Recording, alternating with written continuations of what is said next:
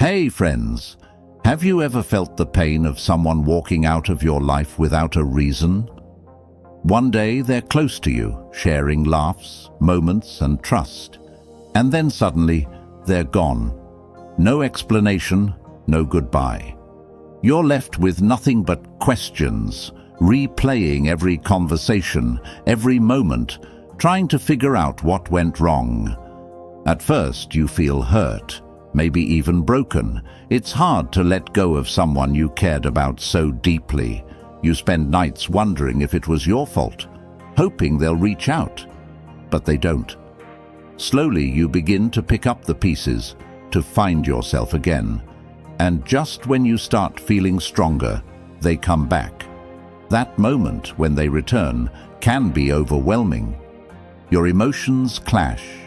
Happiness, anger, confusion, all at once. You might think, do they really miss me? Or are they just bored? Do they deserve another chance, or will they hurt me again? These questions swirl in your mind, and it's so easy to feel stuck, unsure of what to do next. But here's the truth. Their return is not just about them. It's about you, your growth, your strength, your peace. This moment is a test of how far you've come and what you're willing to accept. Will you let them back in, or will you stand firm, knowing your worth? Let's imagine this together. They left you in silence, thinking you'd wait forever, thinking you'd still be there. But now they see your absence, your quiet strength, and it pulls them back. Maybe they've realized what they lost, or maybe they just missed the way you made them feel. Either way, their return isn't the happy ending you deserve. It's a new chapter you get to write. In today's video, we'll explore 7 powerful steps to handle this situation. These steps are not just about keeping your emotions in check. They're about protecting your heart and building your confidence. They'll help you act with wisdom and strength, so you never have to question your worth again. So, stay with me till the end. Every step we discuss is a piece of the puzzle, and together they'll help you find clarity and peace. And as we go on this journey, I want you to share your thoughts in the comments. Have you ever had someone walk back into your life after leaving you broken? Did you let them in, or did you choose to move on? Let's have a heart-to-heart in the comments. You never know, your story might help someone else who's struggling. Let's get started. Number 1, pause and reflect before reacting. When someone who hurt you or left you comes back, it stirs a storm of emotions. A part of you might want to respond right away, either to express your joy, release your anger, or seek answers. But here's the truth. Your immediate reaction often comes from a place of vulnerability, not clarity. That's why the most powerful thing you can do in this moment is pause and reflect. Why did they return now? Is their timing a coincidence, or is it driven by something deeper? Are they reaching out because they've realized your value, or is it because they need something from you? These are the questions you need to sit with before saying anything. Taking a moment to reflect isn't about overthinking. It's about protecting yourself from making a decision you might regret later. Imagine this. Someone who walked away from you a year ago suddenly texts you. Your heart skips a beat, and you feel a rush of mixed emotions. Part of you is tempted to reply instantly, pouring out your feelings or demanding an explanation. But what if you pause? What if, instead of reacting, you take a deep breath and think about what their return truly means for your life? Reflection helps you uncover the truth beneath the surface. Maybe this person left you feeling unworthy, and now their return stirs those old wounds. Ask yourself, do I want this person back because they truly add value to my life? Or am I still holding on to what could have been? A good friend of mine once shared her story of reflection. After years of no contact, an ex reached out, saying he missed her and wanted to reconnect. Her initial response was joy. After all, he was someone she once loved deeply. But instead of jumping back into his arms, she paused and thought about the reasons he left in the first place. She asked herself tough questions. Has he grown as a person? Will he bring peace into my life, or will it be chaos again? As she reflected, she realized he hadn't truly changed. His words were sweet, but his actions showed no real growth. By pausing, she avoided reopening a chapter that would only bring her pain. Marcus Aurelius wisely said, "You have power over your mind, not outside events. Realize this, and you will find strength." This is exactly what reflection gives you: the strength to separate your emotions from reality. When you pause, you take back the power. You're no longer a puppet to your feelings or their timing. You're in control. So the next time someone from your past resurfaces, take a moment to reflect. Sit with your feelings. Journal about it if you need to. Think about the growth you've experienced since they left. Are you willing to risk your peace for their return? Reflection is not just about them. It's about protecting your future and your heart. I want to hear from you. What's your first reaction when someone from your past reaches out? Drop your thoughts in the comments with this affirmation: I choose reflection over reaction. Your words might inspire someone else who's facing the same situation. Number 2, set boundaries, firm but kind. When someone who hurt you or walked away suddenly comes back, it can feel like a second chance, but it's also a moment of reckoning. Their return isn't a free pass to pick up where things left off, and it's your responsibility to establish boundaries, firm yet kind ones. These boundaries aren't just about protecting yourself, they're about ensuring the respect you deserve. Boundaries are like the gates to your emotional world. When someone returns, you get to decide how much access they have, if any. It's not about being cold or dismissive. It's about standing firm in the growth you've achieved in their absence. If you've healed, if you've built a life of peace, why risk letting someone disrupt it without proving they've changed?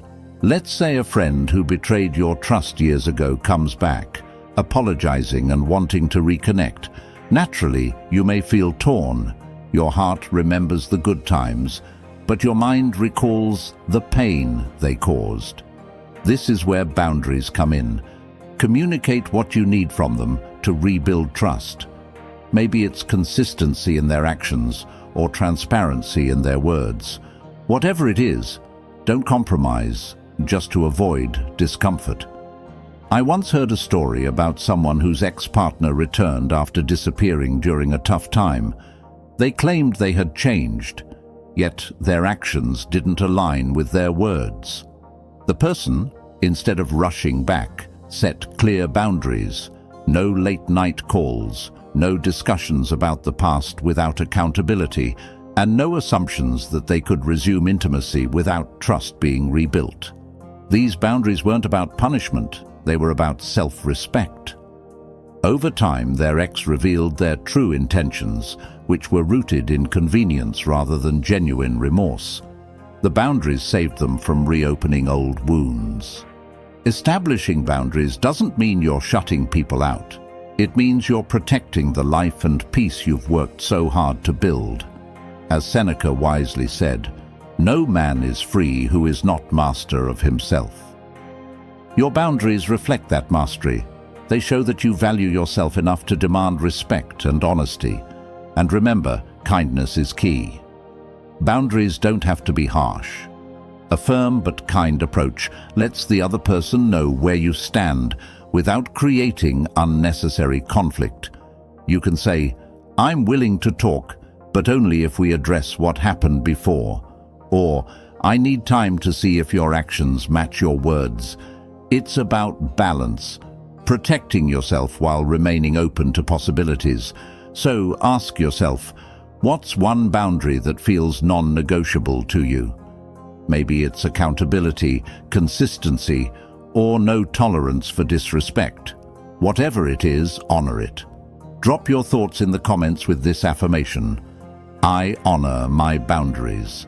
By sharing, you might inspire someone else to protect their peace too. Number 3, listen more than you speak. When someone who left your life suddenly returns, it's natural to feel a surge of emotions, curiosity, hope, maybe even anger. But in these moments, the most powerful thing you can do is resist the urge to fill the silence with your words. Instead, listen. Let them talk. What they say and how they say it will reveal their true intentions. Listening isn't about blindly accepting what they say or rushing into forgiveness. It's about understanding.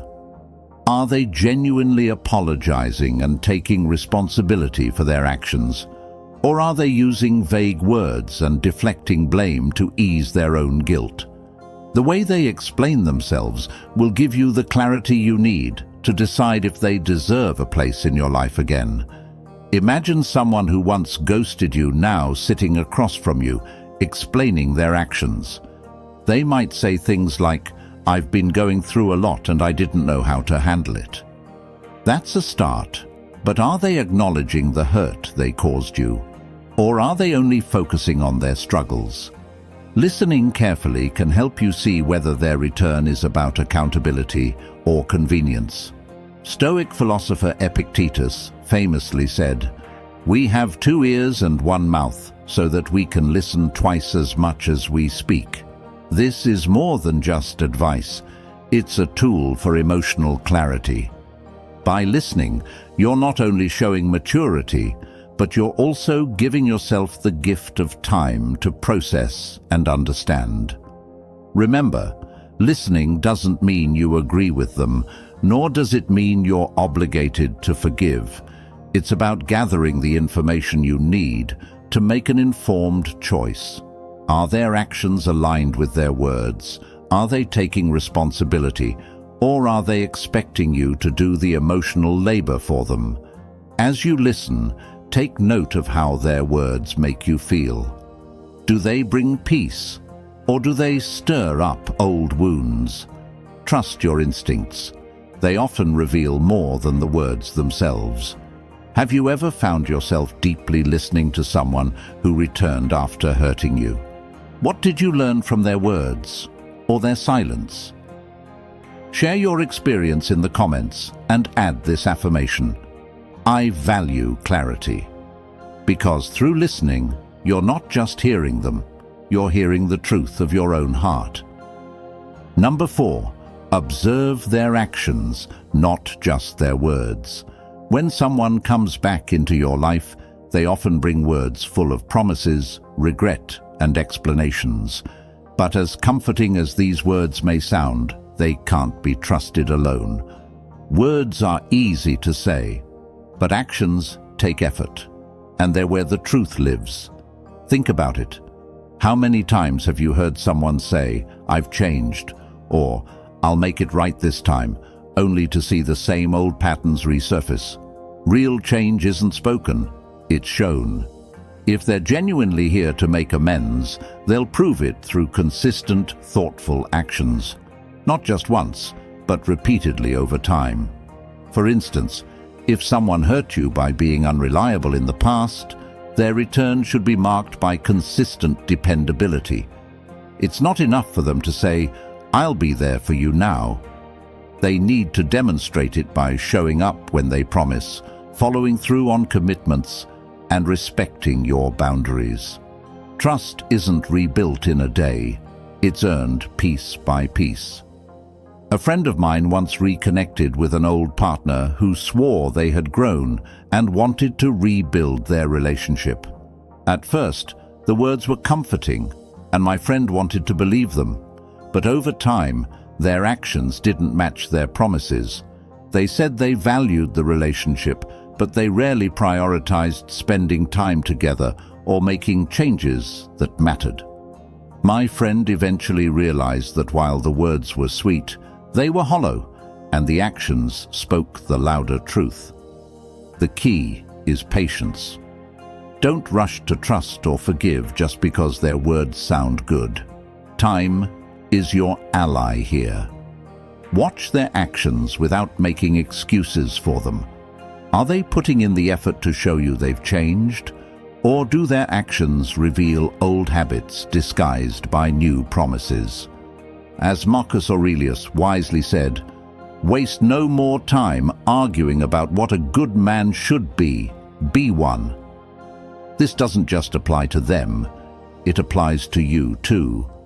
Don't spend your energy debating whether their words are genuine. Focus on observing their actions. You deserve relationships built on integrity, not empty rhetoric. Actions reveal character. They show whether someone respects you enough to follow through on what they say. If their actions align with their words, you'll feel it. You'll sense the sincerity. But if there's a mismatch, trust your intuition. It's often telling you something you need to hear. So, how do you approach observing someone's actions after they come back into your life? Have you ever been in a situation where actions didn't match words? Share your experience in the comments and affirm this with, "I trust actions, not words." Because in the end, true change doesn't need to be declared. It proves itself. Number 5. Don't let guilt guide your decisions. When someone comes back into your life, they often come with a story, a narrative designed to pull at your heartstrings. They might say things like, "You're the only one who truly understands me," or "I've changed because of you." These words are powerful because they target one of our most vulnerable emotions, guilt. Guilt can make you feel obligated to let them back in, even if deep down you know it's not the right choice for your well-being. But here's the truth. Decisions driven by guilt are rarely good for you or for them. Guilt might push you to accept behaviors or situations that you'd normally walk away from, and over time, this can drain your emotional energy and self-respect. Think about a time when you felt guilty for standing up for yourself. Maybe you set boundaries with someone who constantly disrespected your time. When they came back, they apologized profusely, saying they couldn't live without you. Instead of addressing the real issue, they made you feel like the bad person for protecting your peace. If you gave in, you probably noticed the same patterns re-emerging, leaving you feeling trapped in a cycle of guilt and frustration. Here's the hard but necessary truth. Guilt is not love. Guilt is not respect. And guilt is not a reason to rebuild a broken connection.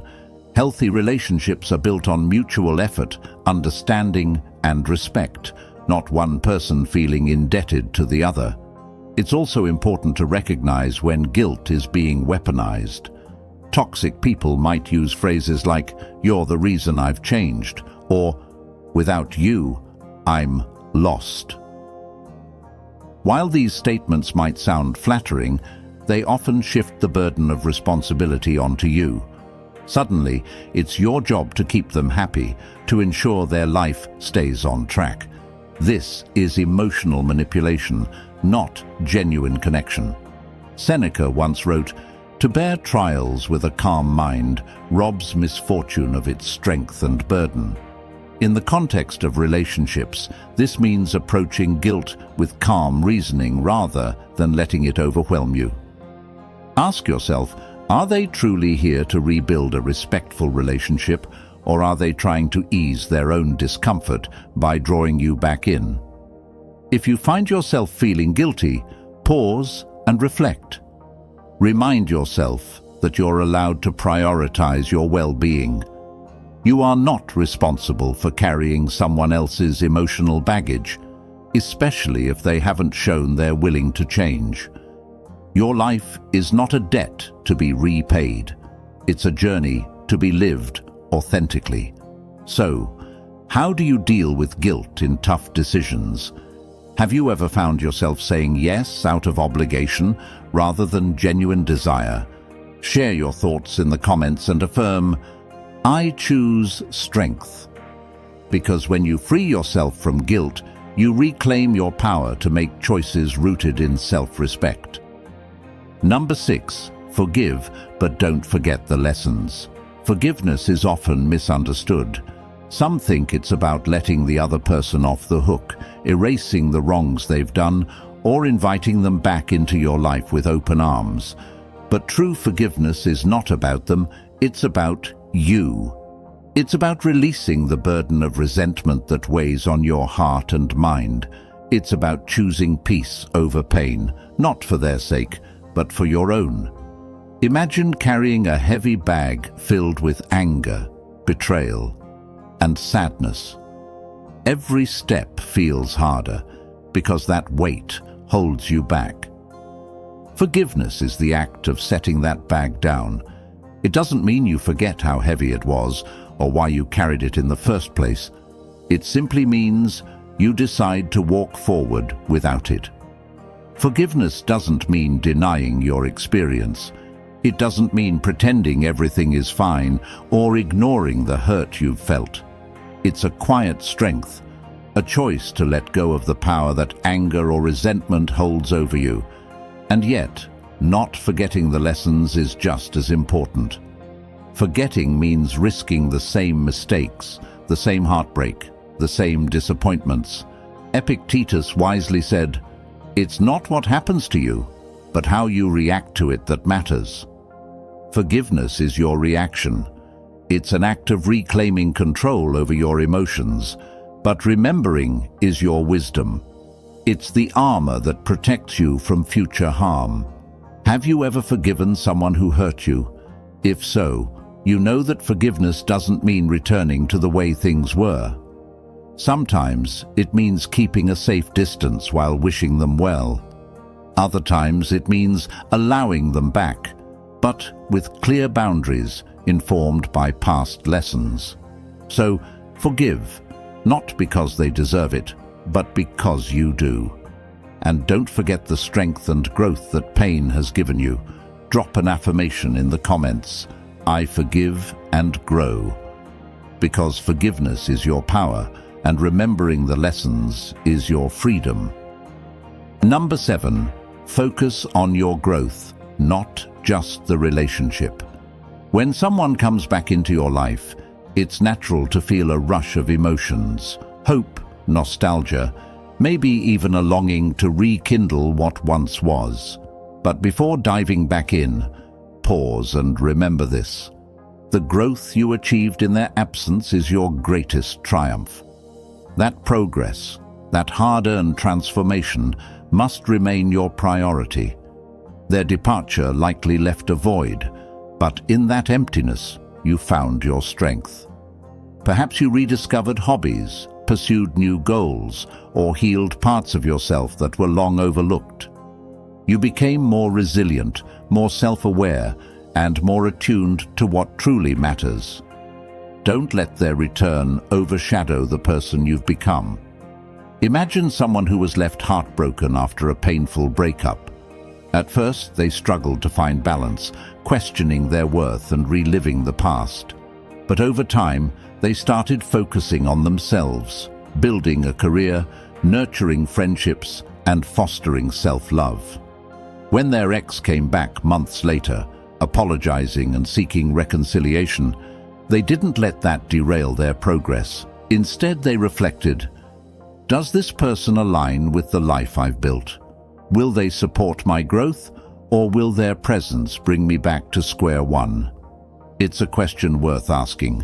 Does their return enhance the person you've become, or does it risk undoing your progress? A healthy relationship is a partnership of growth. It should inspire you to reach higher, not pull you down. If their presence feels like a weight rather than a wind beneath your wings, it might not be worth it. Marcus Aurelius wrote, "The happiness of your life depends upon the quality of your thoughts." By maintaining thoughts focused on self-improvement, peace, and forward momentum, you safeguard your happiness.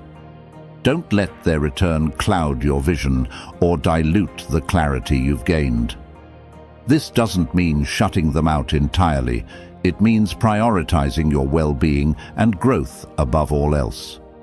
Keep chasing your dreams, nurturing your passions, and celebrating the progress you've made. If they truly value you, they'll respect your journey and support the person you're striving to be. Have you ever noticed how much stronger you became during someone's absence? How you rediscovered parts of yourself you thought you'd lost? Share your experience in the comments. Let others know how you've grown and inspire them to focus on their own journey. Drop an affirmation in the comments. I choose growth. Because growth isn't just a phase, it's a lifelong commitment to becoming your best self, no matter who stays or who leaves. Keep growing. You deserve it. So friends, there you have it. 7 powerful steps to handle their return with wisdom, strength, and grace. Remember, it's not about shutting the door completely or rushing to open it. It's about protecting your peace and honoring the person you've become. If this video resonated with you, let me know in the comments. Which step spoke to you the most? And have you ever had someone come back into your life after leaving? Share your experiences. I'd love to hear from you. Don't forget to like, share, and subscribe to the channel. Until next time, stay strong, stay wise, and keep growing. See you soon.